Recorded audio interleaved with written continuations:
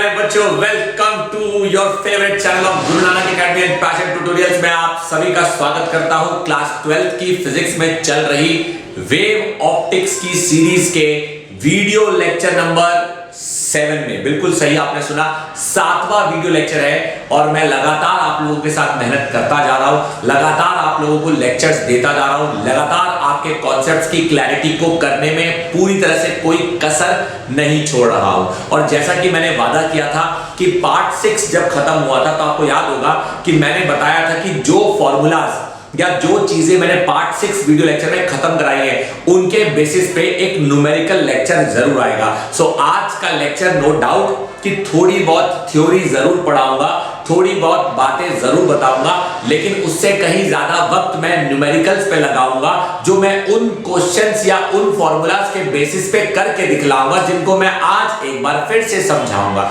एक बच्चा बोला एक बार फिर से, मतलब क्या आप ये न्यूमेरिकल्स के लिए जो फॉर्मूलाज आज बताने जा रहे हो क्या आपने पहले भी बताए हैं? बिल्कुल बताए हैं। एक एक फॉर्मूला मैंने अच्छे से डिराइव कराया है आपको पार्ट 6 वीडियो लेक्चर में, पार्ट 5 वीडियो लेक्चर में, पार्ट 4 वीडियो लेक्चर में। सिलसिला लंबा चला है इसलिए 3-4 वीडियो लेक्चर लग गए एक टॉपिक को फिनिश करने में, जो कि मैं नहीं कहूंगा कि आज भी फिनिश हो जाएगा, क्योंकि अभी भी इंटरफेरेंस में बहुत सारी छोटी छोटी चीजें बची हैं, तो अभी और लेक्चर आने बाकी हैं। इंटरफेरेंस आसानी से खत्म होने वाला टॉपिक नहीं है और आपको पता है मुझे तो बीमारी है किस चीज की, हर चीज को डिटेल में बताने की। तो भैया बीमारी है तो सिम्टम तो नजर आएगा ही आएगा।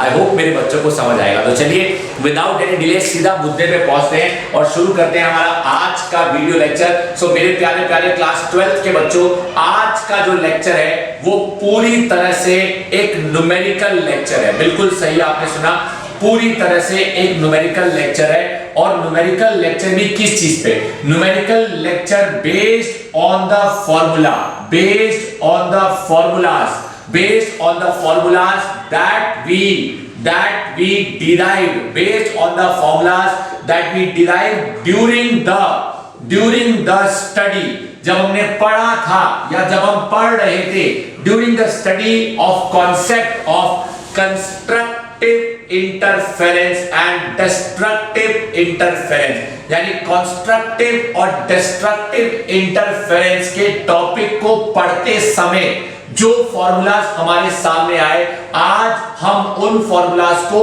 पढ़ने जा रहे हैं। मेरी बात बहुत ध्यान सुनना। और कंस्ट्रक्टिव एंड डिस्ट्रक्टिव इंटरफेरेंस का जो प्रैक्टिकल, मेरी बात ध्यान से सुनिएगा, प्रैक्टिकल एग्जांपल जो मैंने आपको दिया वो मैंने दिया था यंग्स डबल स्लिट एक्सपेरिमेंट के द्वारा। प्रैक्टिकल एग्जांपल जो दिया गया वो दिया गया यंग्स डबल स्लिट एक्सपेरिमेंट के द्वारा मेरे प्यारे प्यारे क्लास 12 के बच्चों, यानी यंग्स डबल स्लिट एक्सपेरिमेंट के द्वारा प्रैक्टिकल एग्जांपल दिया। जिन्हें याद नहीं है, मेरी फिर से एक सजेशन है कि आगे के कोई भी टॉपिक को या आगे की कोई भी बात को सुनने से पहले पुरानी बातों का आना, समझना, जानना, परखना, पहचानना बेहद जरूरी है। तो मेरी आपको सजेशन है कि अगर आप में से किसी बच्चे ने इससे पहले वाला वीडियो लेक्चर नहीं देखा है तो एक बार इस वीडियो के डिस्क्रिप्शन में जाओ और इससे पहले वाले वीडियो लेक्चर्स पे अपनी नजरें घुमाओ और फिर लौट के आप मेरे पास आओ, तब जाके आपको अच्छे से चीजें समझ आएंगी मेरे प्यारे प्यारे क्लास 12 के बच्चों। आइए कंटिन्यू करते हैं कि हमने क्या जाना था। तो आइए, मैंने यहाँ पे कहा लेट वन वेव, मेरी बात ध्यान सुनना, let one wave of light, let one wave of light interfere, let one wave of light interfere with another wave, interfere with another wave having amplitudes, मेरी बात बहुत ध्यान से सुनते जाओ, having amplitudes A and B respectively, having amplitudes A and B respectively, and intensity I1 and I2 and phase difference phi, मेरे प्यारे प्यारे क्लास 12 के बच्चों, phase difference phi, then we may have the following expression, we may have the following expression, यानी अलग अलग प्रकार के जो एक्सप्रेशन हमें मिल सकते हैं वो क्या है, जरा मेरे प्यारे प्यारे बच्चों ध्यान दीजिएगा। सबसे पहला formula, the formula of resultant amplitude. Resultant amplitude का फॉर्मूला क्या होता है? रिजल्टेंट एम्पलीट्यूड का फॉर्मूला होता है R is equal to under root a square plus b square plus 2ab cos phi। उसके बाद दूसरा फॉर्मूला जिस पे न्यूमेरिकल आज आपको मैं प्रैक्टिस करा के जरूर दिखाऊंगा, उसे हम कहते हैं रिजल्टेंट इंटेंसिटी। रिजल्टेंट इंटेंसिटी होती है IR is equal to I1 plus I2 plus 2 root I1 I2 and cos phi, already derive. उसके बाद मैंने तीसरा पॉइंट बोला था maximum resultant amplitude. Maximum resultant amplitude की कंडीशन, मैक्सिमम रिजल्टेंट एम्पलीट्यूड यानी कि जब cos phi 1 होता है, maximum resultant amplitude as cos phi 1 यानी R max comes out to be under root में a का स्क्वायर प्लस b का स्क्वायर प्लस 2ab, या मुझे कहना चाहिए कि साफ साफ क्यों नहीं बोलते R max comes out to be under root में a प्लस b का होल स्क्वायर, या साफ साफ क्यों नहीं बोलते सर जी कि R max comes out to be a plus b। एक आपको ये पता होना चाहिए मेरे प्यारे प्यारे क्लास 12 के बच्चों। सिमिलरली अगर मैं बात करूं R मिनिमम की, तो ये सारी कहानी R मिनिमम तब जब cos phi is equal to -1, यानी यहां पे cos phi की वैल्यू मैक्सिमम, यहां पे cos phi की वैल्यू मिनिमम, तब मैं कह सकता हूं और वी कैन से मेरे प्यारे प्यारे क्लास 12 के बच्चों कि R minimum is equal to a minus b। अब ये चीज बहुत इंपॉर्टेंट है, क्यों? क्योंकि ये चीज अभी मैं डिराइव करके नहीं दिखा रहा हूं, रादर सीधा लिख के दिखा रहा हूं। एक बच्चे ने कहा क्यों सर डिराइव करके क्यों नहीं दिखा रहे, ये सब कैसे आया, क्यों नहीं बता रहे? अरे वीडियो लेक्चर नंबर 6 में ये सब कुछ बहुत डिटेल में बताया है। आज न्यूमेरिकल का लेक्चर है, इसलिए न्यूमेरिकल की शुरुआत करने से पहले या एक आधा एग्जांपल समझाने से पहले फॉर्मूला समझा रहा हूं। आई होप आपको समझ आ रहा है मेरे प्यारे प्यारे क्लास 12 के बच्चों। दीजिए इन बातों पे पूरा ध्यान, ताकि ना हो मेरा कोई भी बच्चा जरा भी परेशान। Practical example Young's double slit experiment के द्वारा जो मैंने बातें समझाई हैं वो बातें भी यहां काम आएंगी। थोड़ी सी जगह बना रहा हूं इसलिए मिटा रहा हूं। अब R मैक्स और R मिनिमम, सुनना मेरी बात, यहां पे एक बात और है। हम जानते हैं कि intensity is directly proportional to amplitude का स्क्वायर। दैट इज पहले वाले की intensity is directly proportional to a square, क्योंकि पहले वाली लाइट वेव का एम्पलीट्यूड a और दूसरे का amplitude b, so therefore and I2 is directly proportional to b square, या हम सीधा सीधा लिख सकते हैं I1 upon I2 is equal to a square बटा b स्क्वायर। बीच में कोई कांस्टेंट डलेगा तो वैसे कंटिन्यू वो कट जाएगा।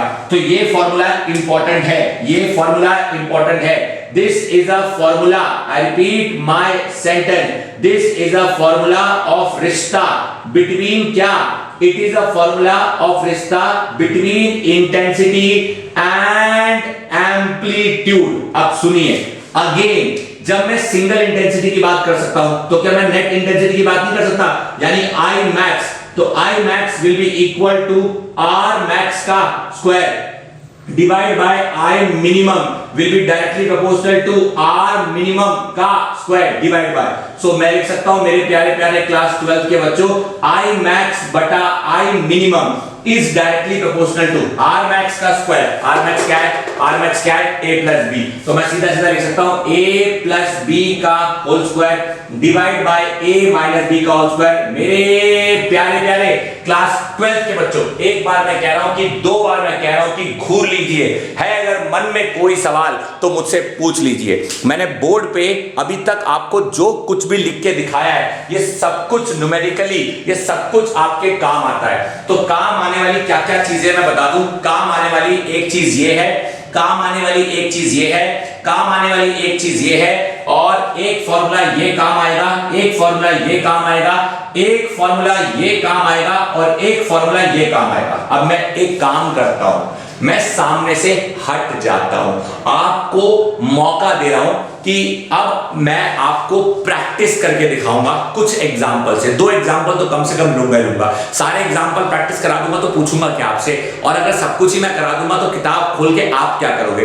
कम से कम 2 एग्जांपल। देखो ऐसा भी नहीं है कि इन पे बहुत ज्यादा क्वेश्चन आते हैं, तो आंसर है कि नहीं, बहुत ज्यादा क्वेश्चन नहीं आते, लेकिन जो इक्का दुक्का आते हैं अगर उनका कॉन्सेप्ट भी ना पता हो और क्वेश्चन ही बड़े सिंपल हो तो खामखा मार्क्स गंवाने की गलती क्यों करें हम लोग। तो बेटर है कि जिसका क्वेश्चन जैसा भी आ रहा हो हमें उसका जवाब आना चाहिए। अगर आपको कॉन्सेप्ट पता है तो जवाब आने या जवाब देने से आपको कोई नहीं रोक सकता मेरे प्यारे प्यारे क्लास 12 के बच्चों। तो मैं आगे से हट जाता हूं, आप स्क्रीन पे लिखी हुई सारी बातों को किसी पेपर पेन का इस्तेमाल करके नोट डाउन कर लो, ताकि जब मैं इसे मिटा दूं और मैं न्यूमेरिकल करूं तो आपको चीजें याद रहे। प्लीज हैव अ लुक मेरे प्यारे प्यारे क्लास 12 के बच्चों, एक बार देख लीजिए कि मैंने क्या क्या फॉर्मूलाज आपको लिखवा दिए हैं। ये वो फॉर्मूलाज हैं जो कि एग्जाम में जरूर सबसे ज्यादा काम आएंगे। ये वो फॉर्मूलाज हैं जिन पे बेस्ड न्यूमेरिकल्स आते ही आते हैं, तो आपको पता होना चाहिए, आपको चीजें समझ आनी चाहिए। तो चलिए मेरे प्यारे प्यारे बच्चों, इसमें एक छोटी सी चीज और है जो मैं आपको बताना चाहता हूं। एक बच्चे ने पूछ डाला कि सर जो यंग्स डबल स्लिट एक्सपेरिमेंट के बारे में जब हमने जाना था तो उसमें जो स्लिट होती है, ये स्लिट की जो विड्थ होती है, ये जो विड्थ है, ये विड्थ अगर हम बड़ा करेंगे तो इंटेंसिटी ऑफ लाइट ज्यादा निकलेगी। यस बच्चों, यानी intensity of light is also directly proportional to the width of the slit. एक बच्चा कहता है सर आप यंग्स डबल स्लिट की बातें बीच में क्यों डाल रहे हो। अरे यंग्स डबल स्लिट की बातें ना डालूं बीच में। एक बात बताओ, यंग्स डबल स्लिट ही तो कंस्ट्रक्टिव इंटरफेरेंस और डिस्ट्रक्टिव इंटरफेरेंस का जीता जागता प्रैक्टिकल सबूत है। अभी तो यंग्स डबल स्लिट की पूरी मेन डेरिवेशन बची है। एक बच्चा कहता है आप कौन सी डेरिवेशन है, आपने प्रैक्टिकल बता तो दिया, प्रैक्टिकल बता दिया। क्या मैंने ये बताया कि यंग्स डबल स्लिट एक्सपेरिमेंट से जो हमें ब्राइट पैटर्न और डार्क पैटर्न ऑब्टेन हो रहे हैं, उसका जो वो ब्राइट पैटर्न उसकी विड्थ कितनी है, नहीं बताया ना।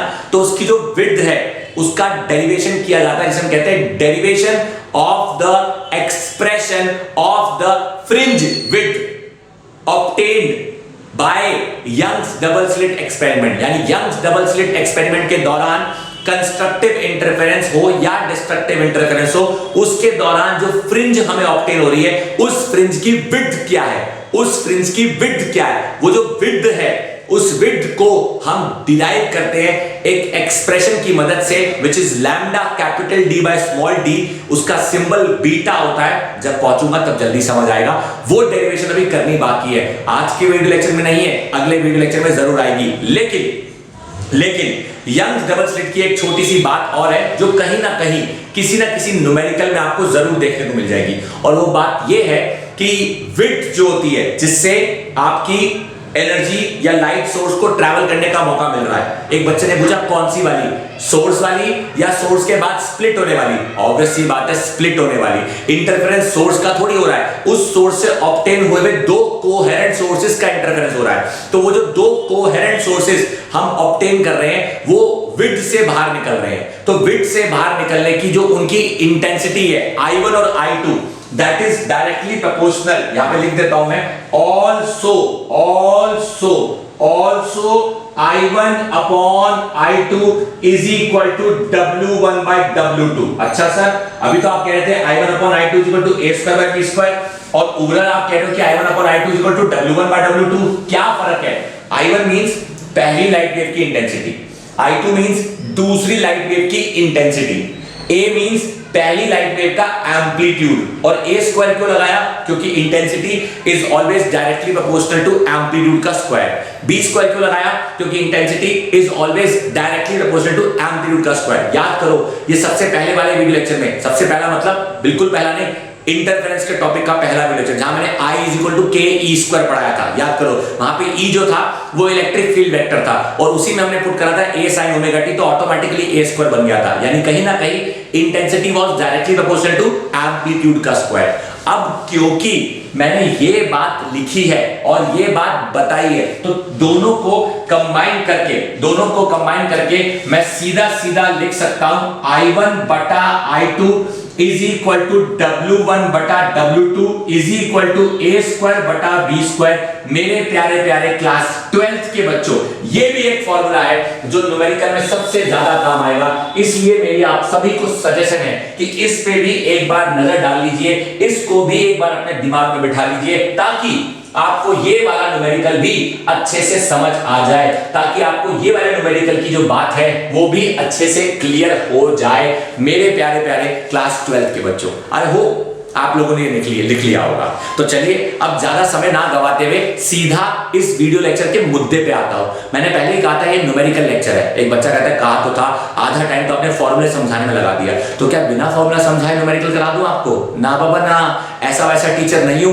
स्टेप बाय स्टेप की कामयाबी दिलाता हूं और जो बताता हूं पूर्ण रूप से पूरा बताता हूं। तो चलिए प्यारे प्यारे क्लास 12 के बच्चों, इसे अब मैं मिटाता हूं और न्यूमेरिकल्स 2-4 करके दिखाता हूं। तो चलिए अब हम सीधा न्यूमेरिकल्स की प्रैक्टिस कर रहे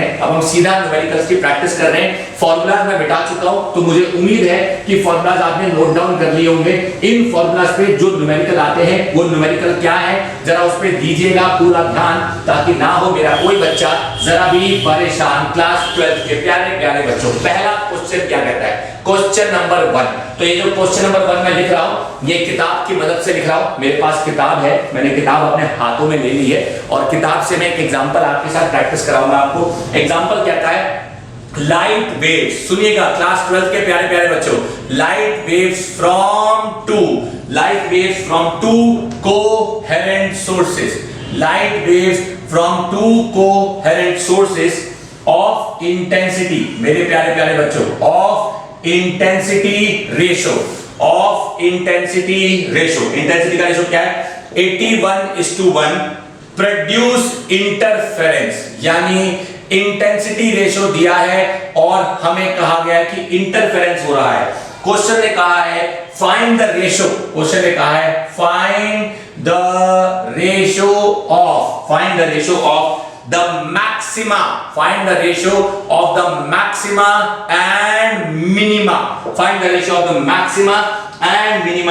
in the interference pattern. Interference के पैटर्न में मैक्सिमा और मिनिमा का रेशो निकालना है। प्यारे प्यारे क्लास 12 के बच्चों, अगर आप में से कुछ बच्चों को ये क्वेश्चन का मतलब समझ आ गया है, तो मेरी आपको सजेशन है कि पहले आप वीडियो पॉज करो, खुद से अटेम्प्ट करने की कोशिश करो। अगर आप कोशिश में कामयाब हो जाते हो तो खुद को एप्रिशिएट करो। अगर नहीं हो पाते तो भी अपने आप को एप्रिशिएट करो कि एटलीस्ट आपने एफर्ट लगाया। डिमोटिवेट होने वाली कोई बात नहीं है। उसके बाद आप देखो कि मैं क्या कर रहा हूं, और जो मैं कर रहा हूं अगर आपको वो समझ आ जाता है तो फिर भी अपने आप को एप्रिशिएट करो। चलो बच्चों ध्यान दो, क्या गिवन है? लिखा हुआ है light waves from to coherent source of intensity ratio, that is हमें गिवन है। क्लास 12 के प्यारे प्यारे बच्चों, मैं लिख सकता हूं, हमें गिवन है कि I1 बटा I2 is equal to 81/1 and हम जानते हैं क्या? हम जानते हैं कि I1 बटा I2 is equal to A square बटा B स्क्वायर होता है। एक बच्चा बोला हाँ होता तो है।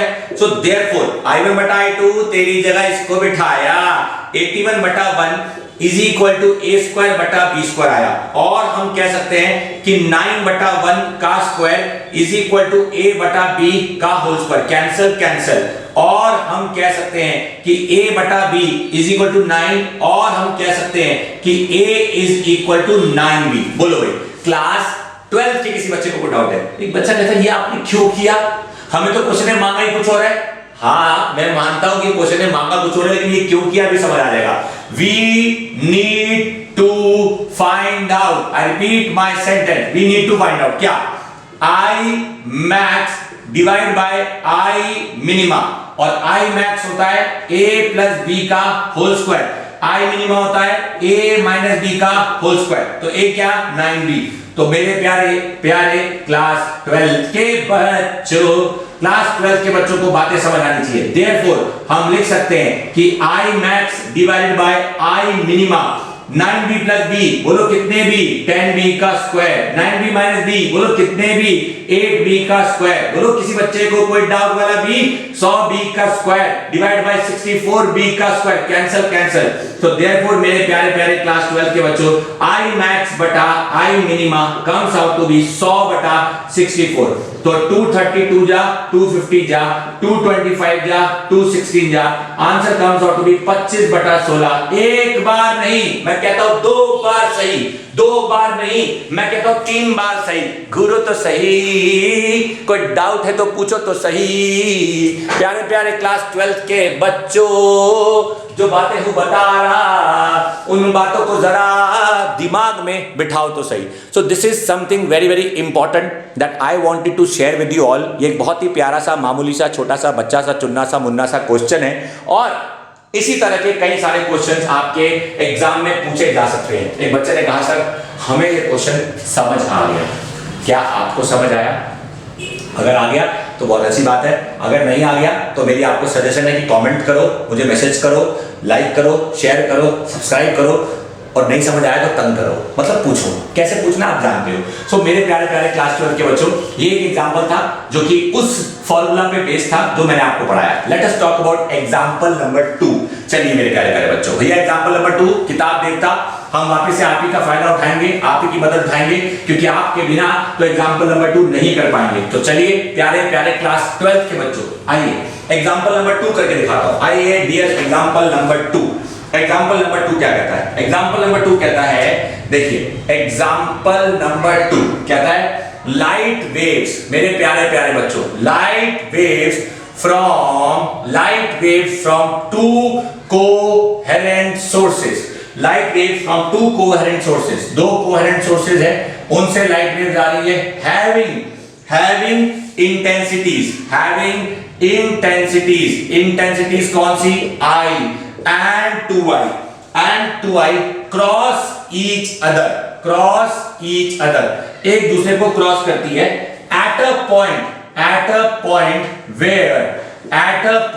where फेज डिफरेंस, यानी उनके बीच में कुछ फेज डिफरेंस है। at a point where phase difference phi is equal to 60 degree. Question ने कहा है पता लगाएं, क्या पता लगाएं? टू फाइंड रिजल्टेंट इंटेंसिटी, हमें पता लगानी है रिजल्टेंट इंटेंसिटी, हमें पता लगानी है resultant intensity at the point. वापस से वही सिलसिला है कि मेरी आपको सजेशन है कि वीडियो को पॉज करो, खुद से अटेम्प्ट करने की कोशिश करो। अगर कोशिश होती है आपकी कामयाब तो खुद को अप्रिशिएट करो, और अगर कोशिश होती है आपकी नाकाम तो फिर भी खुद को अप्रिशिएट करो। फिर भी नहीं समझ आए तो जो मैं कर रहा हूं उसे देखो और फिर चीजों को समझो। Please have a careful look मेरे प्यारे प्यारे क्लास 12 के बच्चों, आपको चीजें समझ आनी चाहिए कि क्या यहाँ पे आपको समझाया जा रहा है और क्या यहाँ पे आपको बताया जा रहा है। सो this is something very very very very important जो आपको समझना है। क्वेश्चन ने हमसे कहा है रिजल्टेंट इंटेंसिटी। एक बच्चा कहता है सर वो कैसे निकालोगे? यार हम जानते हैं, सुनना ध्यान से, हम जानते हैं कि जिस तरह, आई रिपीट माय सेंटेंस, जिस तरह होता है क्या? फॉर्मूला, अबे किस चीज का? फॉर्मूला ऑफ रिजल्टेंट एम्पलीट्यूड, जिस तरह होता है formula of resultant amplitude, that is IR is equal to under root a square. अरे IR क्यों लिख रहा हूं? रिजल्टेंट एम्पलीट्यूड है ना, तो R लिखूंगा, R is equal to under root a square plus b square plus 2ab cos phi। ठीक उसी तरह मेरे प्यारे प्यारे क्लास 12 के बच्चों, ठीक उसी तरह होता है, ठीक उसी तरह होता है फॉर्मूला, ठीक उसी तरह होता है formula of resultant, formula of resultant intensity that is IR is equal to under root में I1 का स्क्वायर प्लस I2 का स्क्वायर प्लस 2, ये अंडर रूट नहीं होता, सॉरी माफी चाहूंगा, I1 square plus I2 square 2 under root I1 I2 cos phi। मेरे प्यारे प्यारे क्लास 12 के बच्चों, एक बार घूर लीजिए, मैं कहता हूं 2 बार देख लीजिए, है अगर मन में कोई सवाल तो आप मुझसे पूछ लीजिए। ये फॉर्मूला मैं एक मिनट यहां स्क्वायर लगा दिया, i1 plus i2 plus 2 root i1 i2 cos phi। ये फॉर्मूला मैं आपको पहले भी बता चुका हूं, ये फॉर्मूला मैं आपको पहले बता चुका हूं। अब i1 क्या है, i1 क्या है i, i2 क्या है 2i, phi क्या है 60। तो therefore चलिए therefore हम निकालेंगे हमारी रिजल्टेंट इंटेंसिटी। i1 तेरी जगह i को बिठाया, i2 तेरी जगह 2i को बिठाया, प्लस 2 तू यहां पे आया, i1 तेरी जगह i को बिठाया, i2 तेरी जगह 2i को बिठाया, cos phi तेरी जगह 60 को बिठाया, resultant intensity 2i plus i, बोलो कोई i, 3i प्लस 2i का स्क्वायर, तो हमारे पास आ गया आपका अंडर रूट में 2i का स्क्वायर। cos 60 की वैल्यू 1/2 होती है, कैंसिल हो गया, कैंसिल हो गया।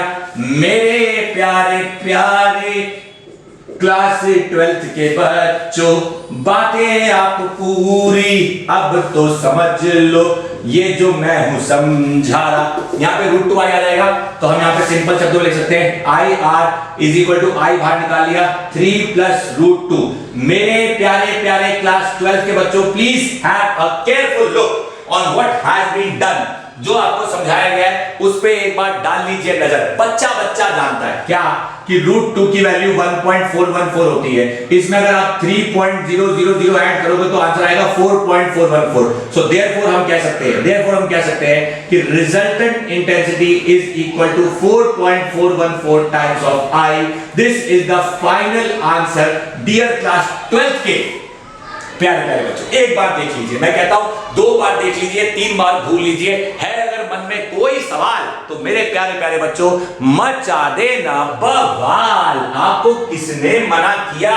ये चीज बहुत इंपॉर्टेंट है, जो मैं चाहता था कि मेरे हर एक बच्चे को अच्छे से समझ आए, और यही वजह है कि मैंने आप लोगों के साथ इस एग्जाम्पल या इससे पहले वाले एक एग्जाम्पल की प्रैक्टिस कराना ठीक समझा। ऐसे बहुत से एग्जाम्पल्स हैं जिनकी प्रैक्टिस मैं करा सकता हूं, लेकिन मैं चाहता हूं कि जो मैंने है समझाया उसके बेसिस पे आप खुद से भी कुछ प्रैक्टिस करें। So make sure that now you don't just switch off this particular lecture, but make sure that after you switch off this lecture you must open or switch open your book and start practicing the numericals which you have either with you or have been shared with you by your teacher or by me to all my students जो मेरा lecture attend कर रहे हैं या जिन्हें मेरे assignment लगातार मिलते रहते हैं, मैं उनकी बात कर रहा हूं। सो मेरे प्यारे प्यारे क्लास 12 के बच्चों, आज का ये वीडियो लेक्चर नंबर 6 जो मैंने आपके साथ शेयर किया, 6 नहीं 7, आज का जो ये वीडियो लेक्चर नंबर 7 मैंने आपके साथ शेयर किया,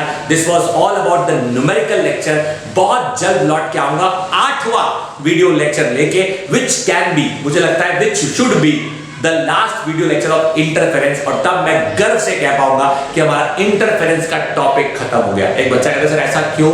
आपको क्या लगता है कि आप यंग डबल स्लिट के न्यूमेरिकल नहीं कराओगे? हाँ यार, मैं यंग डबल स्लिट के भी न्यूमेरिकल कराऊंगा, तो उसका एक न्यूमेरिकल लेक्चर भी आना बनता है। सो प्यारे प्यारे क्लास 12 के बच्चों, ये सिलसिला जो मैंने आज आपके साथ शेयर किया है, आई होप ये सब कुछ आपको अच्छे से समझ आया होगा और आपने सब कुछ अपने दिमाग में बिठाया होगा। फिर से लौट के आऊंगा, कराऊंगा, बस थोड़ा सा इंतजार है। मेरी गुजारिश आप सबसे, मत करना अपना समय बेकार। आज के इस वीडियो लेक्चर को देखने में जो आप सब ने अपना कीमती वक्त दिया, उसके लिए मेरी तरफ से तहे दिल से शुक्रिया।